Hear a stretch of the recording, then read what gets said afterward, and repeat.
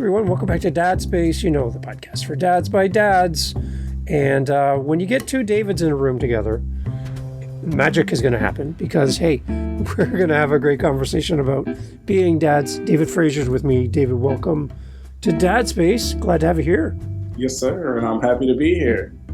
Come on. All right. So you are a dad. Tell us a little bit about your kids, a little bit about your family. Let's start there. Yeah. So I have three kids. The oldest is 17. The youngest is 4 years old. And the middle is 10 years old. I am married as well. So that's a great thing, I would say. Yeah, that's a little bit in a nutshell right there. Awesome. Where are you in this big world of ours, too? Yes, I am in North Carolina, right outside of Charlotte, in the great place of Indian Trail. So I'm right outside of Charlotte, about 30 minutes. So, yeah. Amazing. All right, and on top of that, you have worked with youth in the past, football coach. You've done a lot of great things to help other students and kids. Yes, sir. What is it about serving that community, young people, that really sparks you up and you know that that's the right spot for you to be in to serve? Yeah, so I would say just one, being a true person. The reason I say that is because a lot of kids today, they want people to tell them the truth. Being around sports, I realized growing up myself that a lot of people sometimes are afraid to be honest with youth for whatever reason, whether it's to keep the youth around, whether it's because they don't want to hurt people's feelings. But I believe that it's for me because I'm able to be honest and upfront and transparent. And I believe with being transparent and upfront, you also have to bring a solution to the table. So I think that for me, speaking for me, that I'm able to give the kids or youth motivation to continuously thrive in the world we live in today. But I also think that when I do bring criticism or I'm critiquing them, I do bring a solution to the table as well. So it's not just one of those things where I'm just like, here, you're this type of person, and I leave it at that. It's like, no, you're this type of person, but if you do these things, it can better you as an individual. So I think all around, again, just being honest, being transparent, and being upfront really, really helps them. So I believe that's a great space for me, honestly. So yeah. So go back early days, way before you had kids in your life. What was it like to find out that you would be becoming a father for the first time? I like to kind of hear that story because there's dads listening to this episode and maybe they're going to find out this week that they're going to become a dad in the future and they're completely overwhelmed and they've come to the podcast going, oh, Dave, help me understand what's ahead for me as a dad. Go back there to before you had kids. What was it like to find out that becoming a father was happening for you in the future? I want to say, first things first was, before you have kids, you have a lot of dreams, goals, expectations for yourself. And when you have kids, you realize that my dreams, my goals, my expectations take a change. And I think that was the biggest thing for me was realizing that a change was going to come. The kid being there, coming into the picture was a great thing. But at the same time, it was a nervous thing because you want to be the great parent. You want to be someone who doesn't allow work and goals and dreams and all your ambitions to just take you away from your child. So for me, I had to make a lot of different decisions then. I had to say, okay, in my life, I wanted to go down road A. And whatever road A was for me, I had to realize that, okay, road A is not going to be my destination. Now I have to make a road B and a road C and a road, so on and so on. One, because again, when kids come into the picture, you want to be there. And I think that's what happened for me. And for the fathers out there that might be saying, hey, I'm becoming a new father. How do I navigate this thing? And I think just navigating it by just asking yourself what type of father you want to be. And then at the same time, understanding like your kid comes first. So make your kid a priority and everything else will fall in line. Like it. For you growing up, who was kind of a great example for you about a leader within the home, fathers, relatives? Who was that for you growing up where you're like, there's something about that person?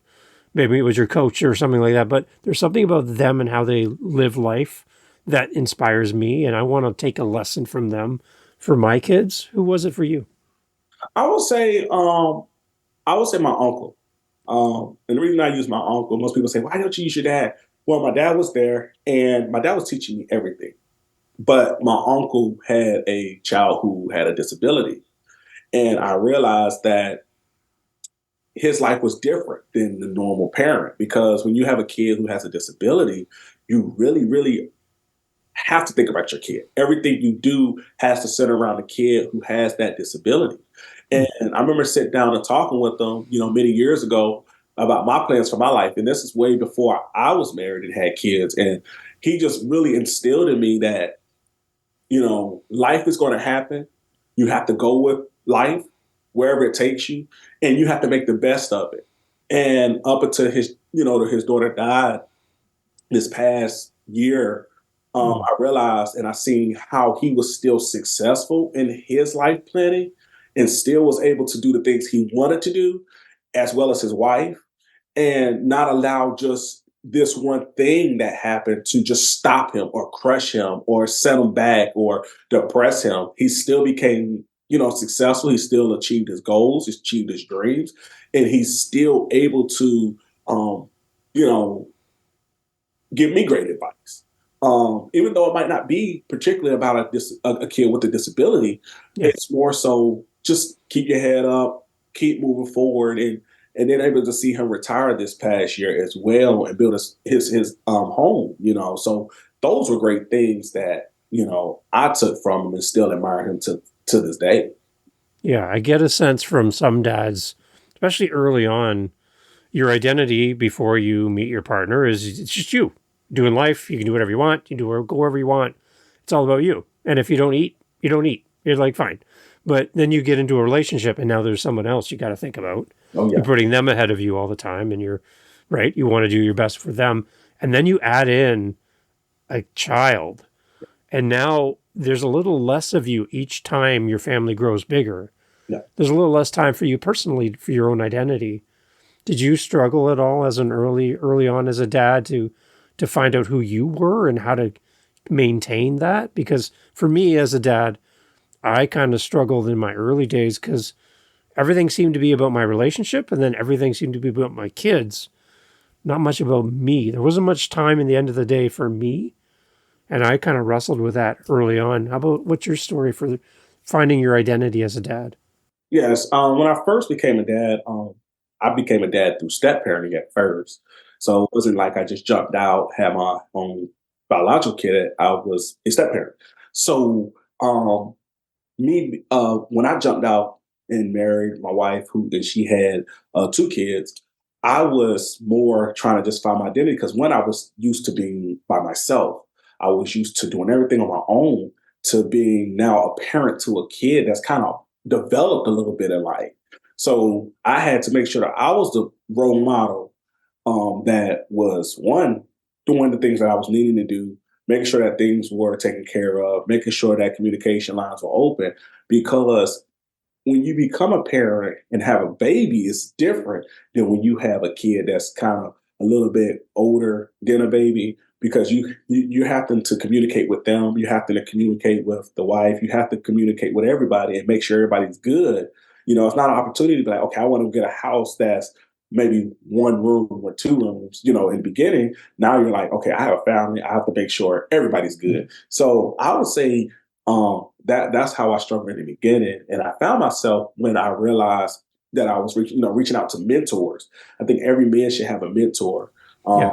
It's a great thing to have somebody you can just call and just air things out with, and they kind of help you get in line with things because the identity part is very important as a father and as a man. It's very important. So that's how I found my identity by just reaching out to my mentors, and then just kind of just hanging out with the dad groups. So I would say, yeah, that's how I felt. Okay. So, David, you bring up having stepkids. I love that you mentioned that because It's like, talk about instant family, right? You're just like from, hey, and now I've got kids. It's amazing. Tell me a little bit about what you learned in the process, because again, there might be stepdads listening to this going, I I don't know these kids. They don't know me. I have a relationship with their mom, but I don't have the same kind of connection with them yet. How do you build that bridge with your kids?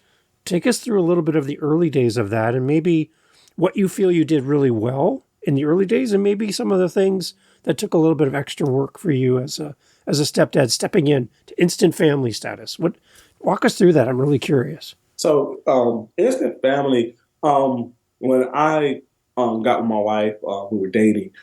First things first, I had to really, really think about, is this something that I really want to do? Because I think when you're dealing with someone who has kids, you really need to ask yourself, is this something you really want to do? Not just going there to kind of just, well, I'm just dating. But the step for me was when I first started talking to her. Me personally, did not want to meet kids off the gate, just because of the simple fact you never know where if it's going to flip for the good or flip for the bad. You know what I'm Yeah, saying? So it's not like you want to meet somebody instantly. Okay, let me meet the kids. You want to kind of like get to know this person first, individual.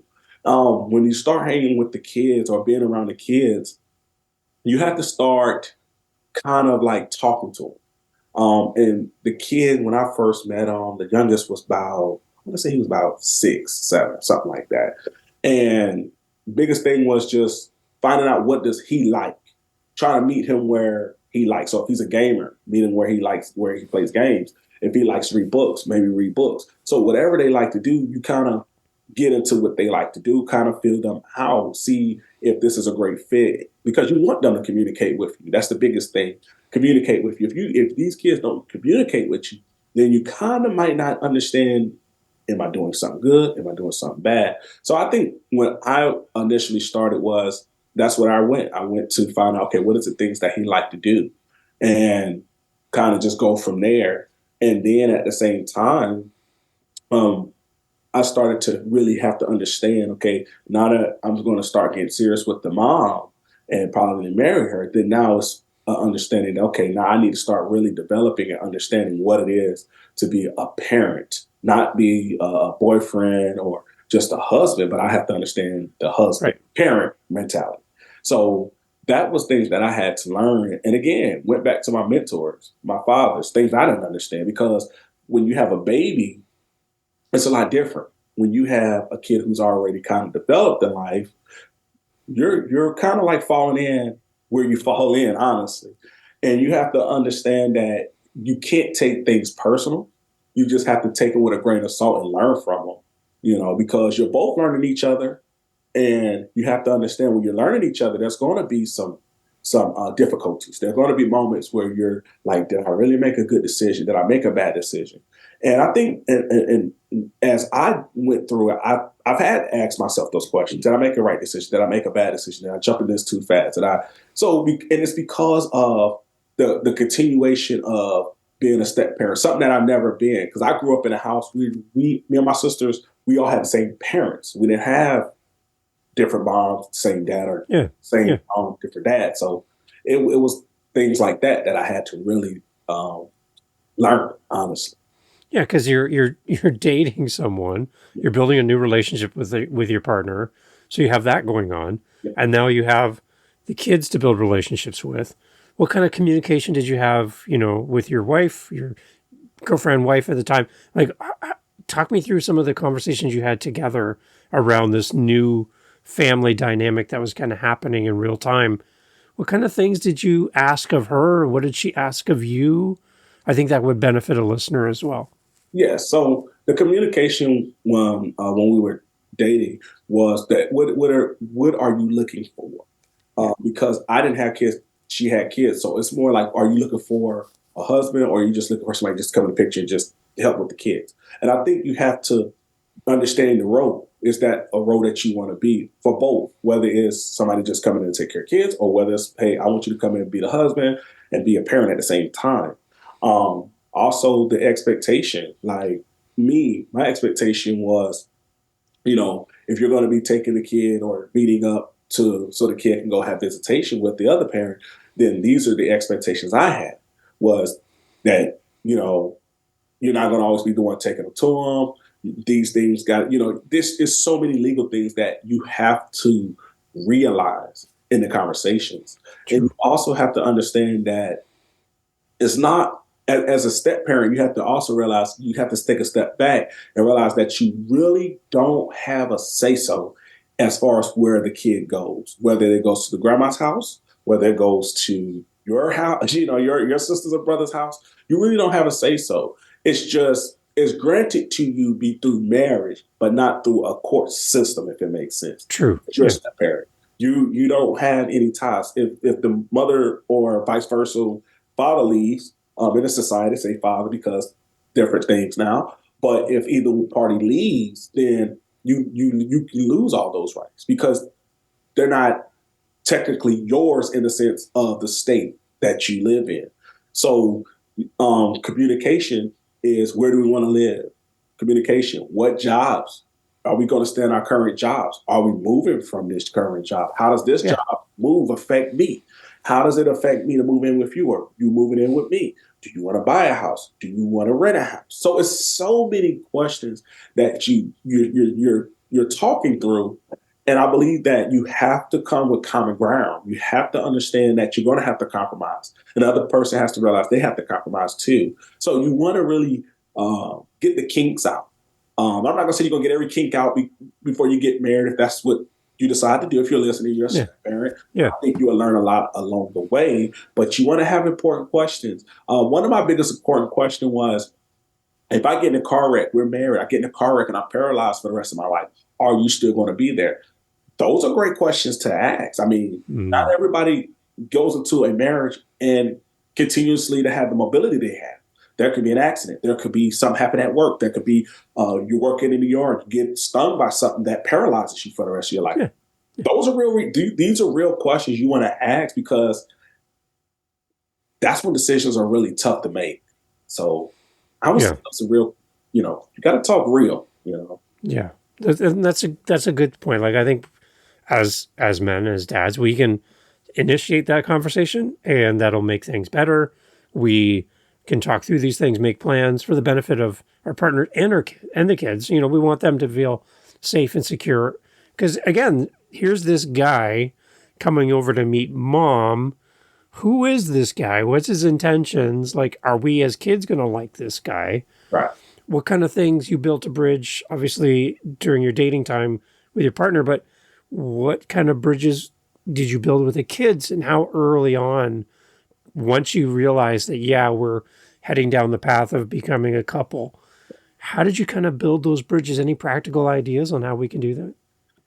Practical ideas and building the bridges. I would just say, as a person, be you. That's number one. Be you. Don't try to be superhero. Don't try to be Batman, Superman. Those are characters. Be you, because the biggest thing is you don't want to change who you are just to have to change back to who you really, really are. You want to give everybody the authentic you, and I think when you give people and the young folks the authentic you, it's going to help a lot tremendously, because now the kids know your expectations. You know the expectations the kids have. So it's a big thing on just being you. Honestly, don't change. Don't try to be something you're not. If you don't have a lot of money, you don't have a lot of money. Don't try to go out here and spend money you don't have just because you want to show the kids you can pay bills, or show mom you can pay bills. If you don't make a lot, you don't make a lot, and that's okay. That's okay. The worst thing is to create a fictitious person, somebody who's not real. I Yeah. think you have to be genuine, be realistic, and be authentic. So I would say that's number one. Be authentic. Yeah. I love it. Now, your home is very unique. You have the kids that you have come in as a step parent for, and then the two of you have your own kids together, which is great. I love this. So, talk a little bit about the dynamic of your home. I think it's very unique, very special, and I'm really curious about the dynamic between all of your kids combined. How this all works, how they treat each other. Give us some more insight on that too, because I think you guys have a very special home. Yeah. So there's two that are my stepkids, and I have my one biological, as you just stated. The dynamics is one, as a parent, just making sure that I'm giving every kid the same amount of time. And I know that's hard for some people to grasp because they're like, oh, I have my biological, they got their own. But you have to give each kid the same amount of time. And the reason I say that is because they're all under your roof. These kids remember those things when they get older, whether people believe it or not. Kids eventually become grown adults. And a lot of things go through their heads and play with their minds, just as it does ours. So and then also just making sure that each and every one of them understands, look at each other as a brother and sister, not as, well, Right. my dad, so you can't ask for that. That's my mom or whatnot. Just make sure everybody understands that it's a family. The unity in the community type deal. Making sure that each of them understands, like, if one is doing yard work, bring the other ones out so no one feels like I'm doing all of this while they get to go and just hang out and relax. Just have everybody come out and do yard work. If one goes to movies, we all go to the movies. It's not a single thing where it's like me and my biological daughter have daddy and daughter night. It doesn't work that way. There are people that do that. I wouldn't recommend it, but just kind of just making sure if I take my biological daughter, that I take my stepdaughter as well. Why? Because the simple fact is you want to build those chemistry with the kids at an early age so that they're not arguing and fighting like some families are doing today, or they just don't see each other. So you want to make sure that everybody has a place to feel home. Home is supposed to be a safe place. It shouldn't be a place of animosity. It shouldn't be a place of like a prison. It should Yeah. be a safe place where you could come and you could say, this is family, this is home, this is where I want to be. So, and it helps them build their own homes when that time comes for them to finally decide, hey, I'm ready to live life when they get older and grown. So, yeah. Yeah. Yeah. Again, as dads, especially new dads who are listening, we don't know what we don't know as a dad because many of us, especially for our first, whether we're stepping in as a stepdad or biological kids, we've never done this before, and there's really not a manual that comes with the kids that says here's how to do A, B, and C. So we make mistakes. We try stuff, it doesn't work. So we tweak, we pivot, we change a little bit, and we try again. What have you changed your mind about as a dad, where early on you believed one thing, you operated one way, but then it didn't seem to work in your family or with your kids specifically, and you kind of changed a little bit? What was that for you, and what was the change? I would say being self-centered. Um, just trying to do everything my way, trying to be the hard-headed guy. Because the simple fact is, this is what I want. I didn't have my own kid, my own biological kid. So I'm like, hey, why would I stop doing what I'm doing with my life or having my ambitions and my goals, as I talked about earlier? Why would I stop those things? It wasn't until I realized that, hey, when you signed up for this, you married her, you committed to this, you have to make those decisions. You have to do the things that you don't want to do in a way, as we call it in the step parent life, because you're like, hey, I can wait till I get my own kid. It's like, no, you have to treat these kids as your own. They're in your house. You can't neglect them. You can't just do your own thing, because what you do affects them. Whether people believe it or not, it does affect them, because those kids might look up to you. They might not look up to their biological parent for whatever reason, but that's just how it works. And then when I started realizing, like, okay, I have to really get on board with the family thing. That's what really changed the dynamics of it, and stop being self-centered, stop being about me, because it's not about me. If I wanted to be about me, as my dad said, then you should have never got married. And I think those are the greatest words he could have gave me in my life was, well, you should have got married if you don't want to do those things. Not go Yeah. get a divorce. He's like, you shouldn't have got married. And Yeah. I think that was the hardest for me, because I was like, I thought my dad was gonna come a little weaker than that, but he came a little strong, and then I had to realize, like, he came strong, so now you don't have an excuse. You just have to do it now. So that's what came to me. Yeah. And what I love about being a dad is the legacy, the fact that there's a piece of me in this world that will be here long after I'm not. And I want to set them up for success in the future, knowing that, and it seems sad when you say it, but knowing that there will be a time when when I won't be here? And what do I want my kids to think about me? What would they say about me? And finding that out now. Yeah. I'd like to know that answer now because I won't be there to hear their answer then. So one of the guests I had on my show, what he did is he actually asked his son to basically write out, what would you say at my funeral? I want to know what you're going to say. Yeah. I want you to tell me. And I'm like, oh my gosh. Like, because as for myself, I think I'm a great dad. I think I'm the awesome dad. I'm amazing. But if you ask my kids, they might give you a different answer because there's elements of their story with me that were really great. Maybe they weren't so great. Right. And I would love to know what that is. And then maybe if there's things that I can do better while we're still together, I would like to do that. So if I was really strict and I didn't show a lot of love, maybe I could be more loving and a little less strict with how I treat them, even as adults now. My kids are out of the house. So I would love to hear their thoughts about who I am so that I can make changes now to make our relationship even better.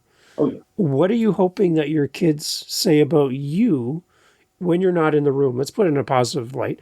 You're not in the room. You're not here. They jump on the podcast with me and I get a chance to ask them, okay, tell me about your dad. Yeah. What is he like? What are you hoping that they say about you? Yeah, my first thing is that they will say that I am first off and foremost a Christian. I believe in God, and I believe in the direction that He gives all of us to do.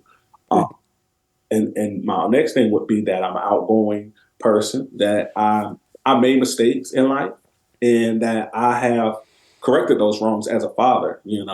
Early on, seeing things that didn't work and making them, and then changing whatever didn't work didn't work. Also, just implementing discipline in them, making sure that they understand that life has rules. You have to play by life's rules. I'm not always going to be here, so you got to take care of one another. And it's my job to show you how to take care of each other. So I think that they will say a lot of things about just me being, taking care of them, an outgoing person, taking them to events. I want them to see what life is all about. It's not always about working. When they're a kid, you want them to see things so that they have something to work towards, helping them build their first home, helping them with wealth, helping them understand money. So I'm one of those parents who can be strict, but at the same time, I believe that I'm fair, I'm honest, and I'm upfront with each and every one of them. That's what I know they will say, because I know that what I show them on a daily, so those are things. And that the next thing is that I'm a great father and a great husband. So, yeah. On top of this, when we met originally, David, we talked about your military background, and that's got to be some of the most shaping time for you to, they bring out the best of you, they also bring out the worst in you, and they want to make you a better person. Yes. First of all, thank you for serving your country and for doing what you've done in the past. And I can tell you're a community-minded person. Talk a little bit about how some of the things you've learned in your military background, how does it shape you as a dad? Like, is there any kind of carryover from all the great training you've received over the years? Any little pieces of that seem to kind of spark up for you as a dad, and you're like, oh, I know where that training came from. I know exactly why I think the way I think. Anything special from your military training that really helps you? Yes. I would say that first off, being away to work, we don't look at it. We don't really acknowledge or realize it. But, when you're away from work, you're thinking about your kids all day long. You're thinking about your family all day long. And you want to be, as I say, don't be the superhero, but you want to be a superhero in a way. Because if they're calling, if something happens, you want to be there. And I think, with my military training, being overseas, deployed, realizing that I can't do anything physically. All I can do is pray. So my biggest thing in training was think about your family, but pray for your family most importantly, because you're not always going to be around. And when they go to school and I'm at work or or my wife's at work, I have to realize like I have to pray and give it to God. Another thing with military training, as we call it, the hurry up and wait, is always getting the kids to hurry up and do what they got to do. Like we're taking a road trip. I want the bags in the vehicle. I want all this stuff done now. Even though we're not leaving right now, get Yeah. it done now so that when it's time, and I'm like, okay, hey, let's hit the road. Let's go. We can go. Just this past year, we took a flight for our first time as a family. And it was all about making sure bags were here, making sure that they're standing where they're supposed to be standing. So it was all about just making sure everything was going as planned, and staying organized. I think the military did a great deal of that, as I was in and going through training, of just being organized and making sure that every hit time that we were supposed to be on is done. Uh, Yeah. I want to say the other one is training when we train as a unit. You know, you're there to protect the person to your right, to your left. I have that same influence in my house, that Mm. we're trained to protect each other, no matter what, no matter if anything goes wrong, we're there to help one another, lift each other up. So those things, all of the training comes back to my family and to me. And I don't even sometimes I didn't, don't even realize it. But now that I start really looking at life differently, I realize, wow, I got that from the military. Wow, that's what's really helped me out to stay on top of things and just to continuously reward my kids too when they do something great. Because you're not always going to discipline your kid, and you're not always going to give your kids something great when they do something great. But it is nice to let them acknowledge them when they're doing something great. I think that helps them, because when they work a job, they're supposed to get paid. Yeah. And when you work, your pay is your reward. So I think rewarding them to kind of make them understand that's how life works, and that's how I looked at it in the military. I love it. Again, Dave, thank you for serving your country. So thank you. I love having people on who have done what you've done, and I've had many different people who have served in different branches, and to hear their stories, and there's just something special about people who serve their country. So I just so pleased to have you here. You also have a podcast, so I'm going to have you on other shows that I have, Yep. but. I want you to talk about your podcast. You're all dressed up. You all got your podcasting gear on. Tell me about your show. Tell me more. I want people to listen to it. We'll have links in the show notes so they can go right from this conversation right over to your show, subscribe, follow, do all that stuff, and Yeah. fall in love with your podcast. Tell me about your show. What's the big idea? What do you do on your show? Yes, sir. So my big idea started with me saying that I wanted my motto to be educating the mind. And I think that when I look at educating the mind, it's more about opening your mind to new things, thinking different, looking at things and not just going off your first instinct saying, this is what it is. Sometimes just thinking about and reflecting, okay, everything in life has a moving part. So that was my motto. And as I go through my podcast, which is FrazierChronicles, it's basically different stories. It could be politics. It could be just educational tools. It could be about the military. It could be about so many things. But it's about the one goal, and the objective is to educate the mind. And I keep the mind at the forefront is because so many people today don't really know how to think. They think because of what someone says. They think that if they say it's going to rain tomorrow, it's supposed to rain. Well, it doesn't rain. Now what? So educating the mind to understand that you have to think for yourself. Come up with your own thought. And it's okay. I think too many times when I was listening to the podcast in the beginning and just looking at the world and how it's shaped in the beginning, it was all one way. You think the way I think. Don't think your own way. And I think that really, as I took my podcast forward, was I want people to really be able to understand that it's okay to think outside the box. It's okay to educate yourself and really gain the knowledge so that when you see things, you're like, okay, I can put my own thought on this. And that's what I want for my podcast, for people to look at it and say, okay, they might hear a show or they might hear this show right here and they put their own mindset on it. and not just get stuck in just what I said. I want them to put their own mind and their own spin on it. So I started back in 2019, and I went as a solo. I didn't have a co-host or anything like that. And I realized when I started it, I realized that being by myself was probably the best thing I could have done because I was able to research, I was able to navigate, I was able to just put out different types of audio and video and express it in the way that I looked at it. And it was able to be pushed to other people so that they can see how I thought about it, but it's still educating themselves on it. So I would say that that's how I really, really dived in. Um, I'm on every podcasting platform there is. And I did it again because I researched it and opened my mind.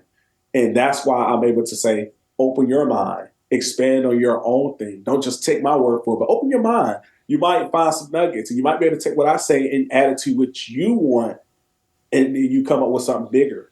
So that's It's amazing.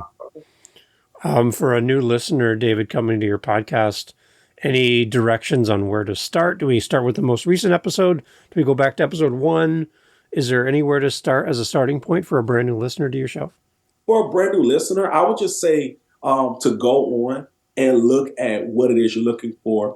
But if I had to give you direction, I would say start with the first episode. Start where the beginning happened and to the most recent episode. And the reason I say that's because it's going to help you develop in different categories and different ways of thinking when it comes to maybe you're watching the news. Now the biggest thing is about wars happening.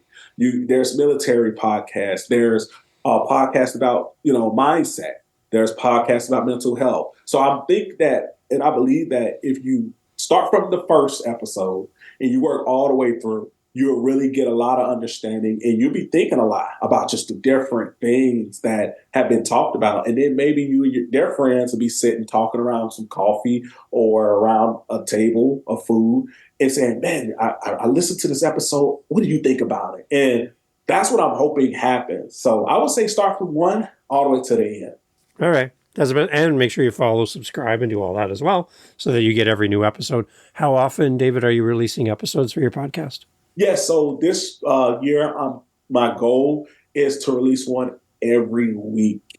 Great. I'm having some done now in the editing phase, but I'm picking up and my goal again, one every week. So nice.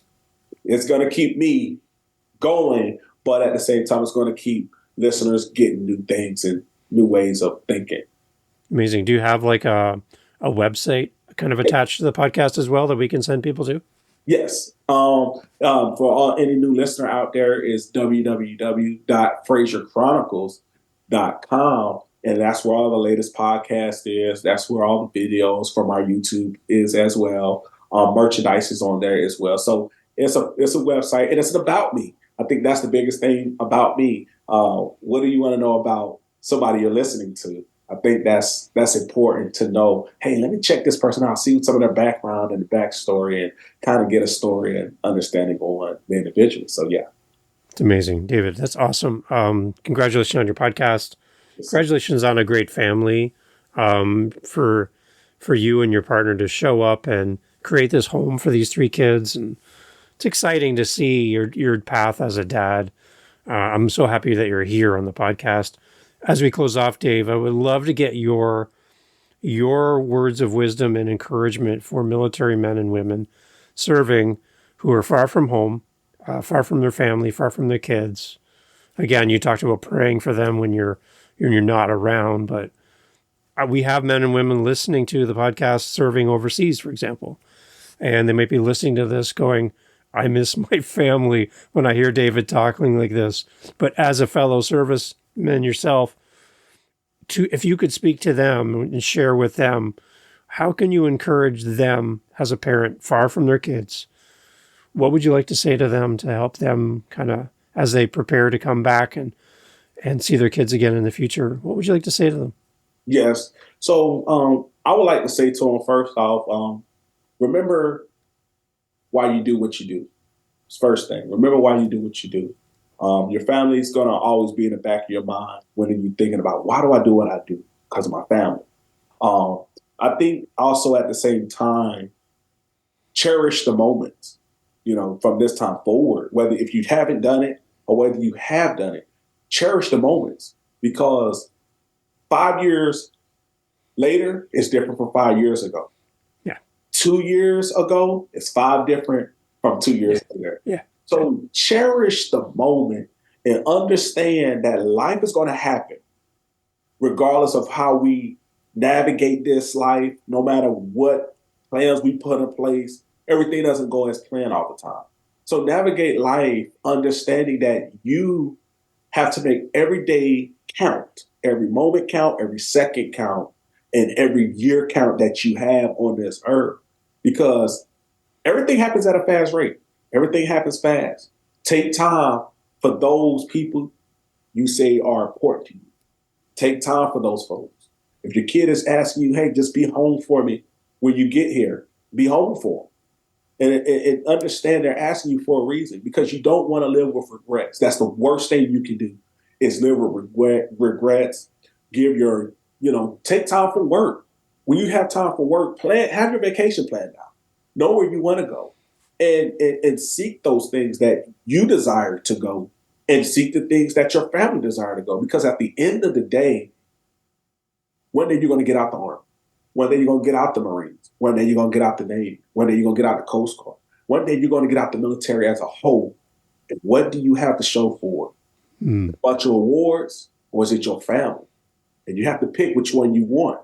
So my words of wisdom is, make sure at the end of the day, your family is who you want. Rewards going to always be there. They're going to come and they're going to go.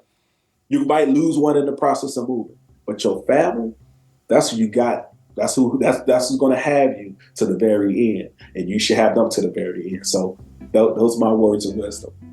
Amazing. David, thank you for showing up for my podcast, but more importantly, thank you for showing up as a dad. Yes. Congratulations to you and your family. Wishing you great stories to come as your family grows and this bond gets stronger and stronger. So glad to have you on the podcast. I'm glad that we get to have more conversations in the future as well. So we'll have links to all those other episodes. We'll have you back. But thank you, David, for making time to be on Dad Space. Yes, sir. Thank you for allowing me the opportunity to come into Dad Space. There you go. Everyone, all the information for David, his podcast, everything, all the links will be in the show notes. David, thank you so much for being part of our community and being on the Dad Space podcast. Hey, thanks for listening to Dad Space today. I'm so thankful that you were here for this episode. If you like the show, please let another dad know. Hey, that kind of rhymed. Anyways, share the episode out with somebody in your circle who would love Dad Space.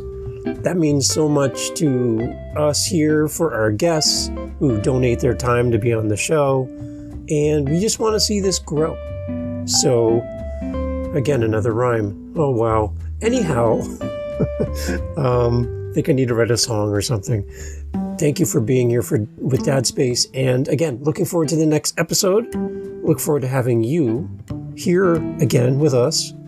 And if we can help you in any way, if you have a great guest idea for the show, a topic that you would love us to cover, we would love to do that here on Dad Space. So thanks for listening, and thanks for being part of the community. And to you, Dad, thank you for listening, and thank you for sharing Dad Space. Catch you on the next one. Take care.